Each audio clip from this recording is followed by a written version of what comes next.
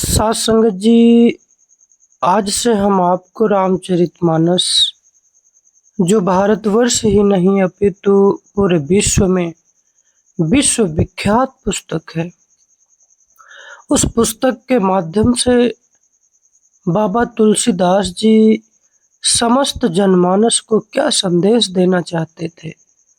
उस पुस्तक में अध्यात्म से संबंधित जो गूढ़ रहस्य छिपा हुआ है, वह रहस्य मैं आप लोगों को साखी वाले बाबा 1991 की तरफ से रामचरितमानस का संपूर्ण संदेश अध्याय 1, 2, 3, 4 करके आप लोगों तक पहुंचाता रहूंगा। साथ संगत जी, इसीलिए आप मेरे सारे वीडियो को देखते रहें, जिससे आप लोगों तक पूरी जानकारी पहुंच सके। इसीलिए मैं आप लोगों से गुजारिश करना चाहता हूं कि संपूर्ण रामचरितमानस का गूढ़ संदेश सुनने के लिए इस चैनल साखी वाले बाबा 1991 को सब्सक्राइब कर लें और बेल आइकन को दबा लें। ऑल वाला जो ऑप्शन आता है उसको ओके कर लें, ताकि आप तक हमारे सारे वीडियो पहुंचते रहें। साथ संगत जी, कथा शुरू करने से पहले मैं आप लोगों को तुलसीदास जी के विषय में कुछ बताना चाहता हूं। साथ संगत जी, गोस्वामी तुलसीदास जी भारतवर्ष के महान कवियों और रहस्यवादी संतों में से श्रेष्ठ संत हैं। उनकी सर्वोत्तम रचना रामचरितमानस भारतीय साहित्य के सबसे लोकप्रिय ग्रंथों में से एक मानी जाती है। रामचरितमानस में श्री राम की प्राचीन कथा का वर्णन है, जो अच्छाई की बुराई पर विजय, नैतिक मूल्यों, स्वाभिमान, आत्मा और परमात्मा के अलौकिक संबंधों की एक महागाथा है। इसके माध्यम से तुलसीदास जी महान हिंदू धर्म ग्रंथों और संतों के उपदेश का सार भी समस्त जनमानस को समझाते हैं। रामचरितमानस में वे काव्य रचना के लिए एक बहुत ही सुंदर छंद, चौपाई आदि का प्रयोग करते हैं, जो 4 पद्यांशों का एक छंद है। विषय वस्तु और छंदबंद चौपाई का यह एक मधुर मिश्रित रूप इस भारतीय साहित्य की एक श्रेष्ठतम कृति बनाता है। इसमें प्रभु के अवतार की एक बड़ी ही रोचक कथा और भक्ति मार्ग की प्रेरणा देने वाला पथ प्रदर्शन दोनों ही विद्यमान है। साथ संगत जी, राम कथा पर आधारित सर्वप्रथम ग्रंथ वाल्मीकि जी द्वारा संस्कृत भाषा में रचित एक बहुत बड़ा महाकाव्य है, जिसे रामायण कहा जाता है। इस ग्रंथ में वाल्मीकि जी श्री राम को एक आदर्श पुरुष के रूप में प्रस्तुत करते हैं, जो धर्म, दर्शन, कर्तव्य और सदाचार के प्रतीक हैं। वाल्मीकि रामायण के श्री राम एक आदर्श पुरुष, महानायक और बड़े शूरवीर योद्धा हैं, जिन्होंने बुराई से लड़ने और धरती को राक्षस राजा रावण के भय से मुक्त करने के लिए ही शरीर धारण किया था। श्री राम वास्तव में विष्णु के एक अवतार भी हैं, पर वाल्मीकि जी ने श्री राम को मुख्यतः मर्यादा पुरुषोत्तम के रूप में ही प्रस्तुत किया है। बाद में राम कथा अनेक लेखकों द्वारा अपने अपने ढंग से, अपनी अपनी भाषा में और अपने अपने आध्यात्मिक दृष्टिकोण से लिखी गई। तुलसीदास जी की राम कथा में श्री राम न केवल एक आदर्श पुरुष हैं, बल्कि उच्चतम नैतिक मूल्यों का साकार रूप, एक आदर्श चरित्र और महान योद्धा है, बल्कि वह स्वयं पर ब्रह्मा है। तुलसीदास जी हमें रामचरितमानस में बार बार याद दिलाते हैं कि श्री राम को मर्यादा पुरुषोत्तम और सर्वगुण संपन्न मानना बहुत सरल है, पर यह कभी नहीं भूलना चाहिए कि वह स्वयं परम पुरुष है, जो निष्काम, निराकार और अनामी है। तुलसीदास जी कहते हैं, एक अनीह अरूप अनामा, अज सच्चिदानंद परधामा। व्यापक विश्वरूप भगवाना, तहि धरि देह चरित कृत नाना। वह प्रभु जो एक है, निष्काम, निराकार और अनामी है, अजन्मा है, सच्चिदानंद और पर ब्रह्मा है, जो सब में व्याप्त है, विश्वरूप भगवान है। उसी ने मनुष्य शरीर धारण करके भक्तों के हित के लिए कई प्रकार की लीला की है। तुलसीदास जी श्री राम का चित्रण विभिन्न भूमिकाओं में करते हैं। वे एक आदर्श पुत्र, भाई, मित्र, शिष्य, पति और मार्गदर्शक हैं। प्रत्येक रूप में श्री राम धर्म और नैतिकता के उच्च आदर्शों को प्रेम, संवेदना और विवेकपूर्ण ढंग से निभाते हैं। वे साधारण मनुष्य की तरह जीवन के उतार चढ़ाव से गुजरते हैं और उसी तरह सुख दुख की भावनाओं का अनुभव भी करते हैं। यही कारण है कि रामचरितमानस इतना अधिक लोकप्रिय ग्रंथ है। भारतीय साहित्य और धर्म ग्रंथ हमें उन अनेक अवतारों के बारे में बताते आए हैं, जिन्हें इस धरती पर बुराई के विरुद्ध युद्ध करना पड़ा, उनको शस्त्र उठाना पड़ा।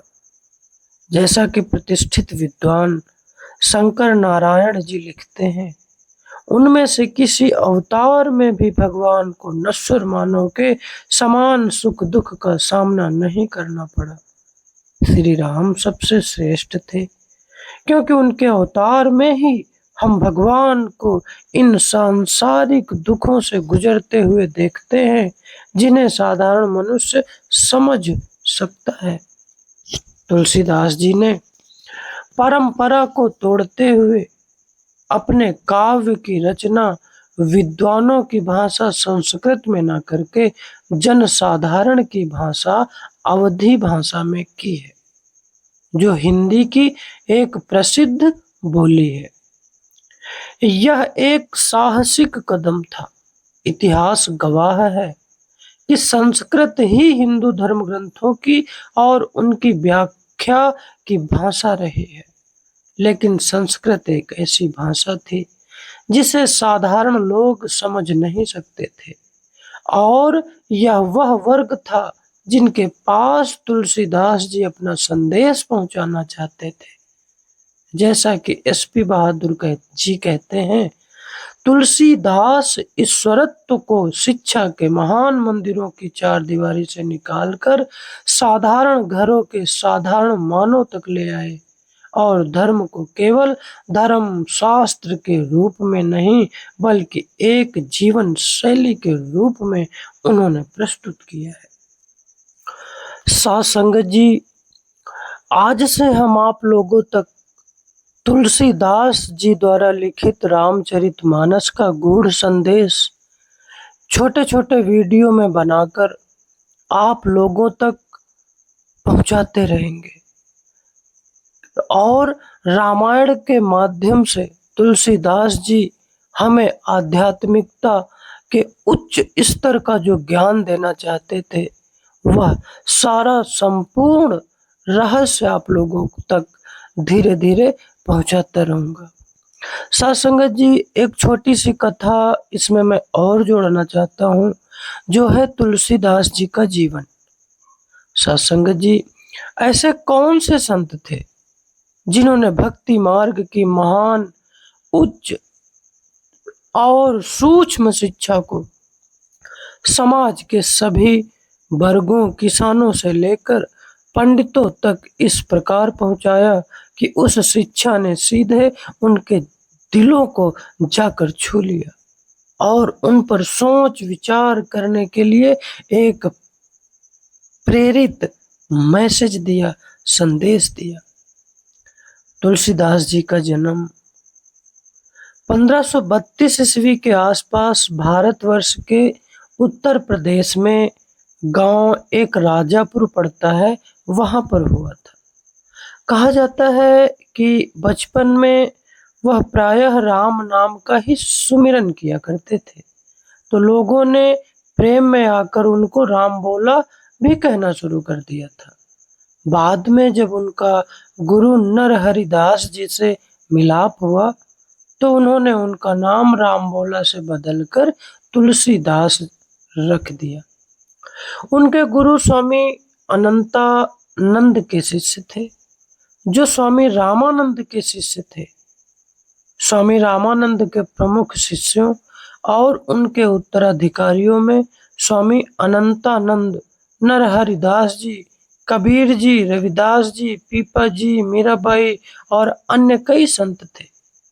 इस तरह तुलसीदास जी उन महान संत कवियों में से एक थे जिन्होंने रामानंद जी के बाद आने वाली पीढ़ियों को भक्ति भावना का बड़ा ही सुंदर और मार्मिक उपदेश दिया। अपने गुरु के चरणों में वो बैठकर तुलसीदास जी ने मंत्र मुग्ध कर देने वाली राम कथा को बारंबार सुना, जिससे वह उस कथा में छिपे रूहानियत के गूढ़ सार को समझ सकें। ऐसा माना गया कि लगभग 15 वर्षों तक वह अपने गुरु के साथ ही रहे। इस दौरान उन्होंने धर्मशास्त्रों, विभिन्न दर्शन शास्त्रों की पद्धतियों का बड़ा ही गहन अध्ययन किया और प्रेममयी भक्ति के अभ्यास में लगन से लगे रहे। ऐसा माना जाता है कि अपने गुरु की मृत्यु के पश्चात तुलसीदास जी अपने गांव राजापुर लौट आए और खेतीबाड़ी तथा अन्य व्यवसायों में लग गए। इसी दौरान उनका विवाह रत्नावली नाम की एक कन्या के साथ कर दिया गया। तुलसीदास जी का अपनी पत्नी से प्रेम बहुत प्रसिद्ध है। एक प्रचलित कथा के अनुसार एक बार जब उनकी पत्नी मायके गई हुई थी तो तुलसीदास जी से उनका वियोग सहन नहीं हुआ। उनसे मिलने की तीव्र इच्छा लेकर वह नदी पार करने के लिए निकल पड़े। बारिश का बड़ा तेज मौसम था और नदी भी बहुत उफान पर थी, इसलिए कोई भी मल्लाह नदी पार करने का खतरा मोल नहीं लेना चाहता था। तब प्रचंड लहरों से भयभीत हुए बिना तुलसीदास जी नदी में कूद पड़े और उसमें बहते हुए एक 100 के सहारे नदी को पार कर लिया। जब वह अपनी पत्नी के पास पहुंचे तो उनकी पत्नी ने उनको धिक्कारते हुए कहा, मेरे प्रति अत्यधिक प्रेम के वशीभूत होकर इस भयंकर स्थिति में नदी को पार करके आप मेरे पास पहुंचे हैं, परंतु मैं तो परिवर्तनशील और नश्वर हूँ, जो क्षीण होकर अंततः मृत्यु को प्राप्त हो जाऊंगी। यदि आपका यह तीव्र प्रेम उस अपरिवर्तनशील और शाश्वत प्रभु के साथ होता तो आप निश्चय ही जीवन के वास्तविक लक्ष्य को प्राप्त कर लेते। अपनी पत्नी की इस फटकार का उन पर बड़ा ही अनुकूल प्रभाव पड़ा और तुलसीदास जी हृदय परिवर्तन हो गया। उन्होंने तुरंत काशी की ओर प्रस्थान कर दिया और भक्ति मार्ग को उन्होंने अपना लिया। तुलसीदास जी ने लगभग 42 वर्ष की आयु में अपने गुरु का स्मरण करते हुए और उनसे आशीष लेकर रामचरितमानस की रचना शुरू की, जिसे वह यहाँ हम उसको राम कथा कहते हैं। एहि विधि सब संशय कर दूरी, सिर धरि गुरुपद पंकज धूरी, पुनि सबहि बिनवों कर जोरी, करत कथा जहि लाग न खूरी। इस प्रकार अपने मन के सब संदेह दूर करके और गुरु के चरण कमलों की धूल को आदर पूर्वक मस्तक पर लगाकर कहा, मैं हाथ जोड़कर सबके आगे विनती करता हूँ कि आप लोग मुझे आशीर्वाद दें कि मैं अब जो राम कथा कहने जा रहा हूँ उसमें कोई कमी न हो।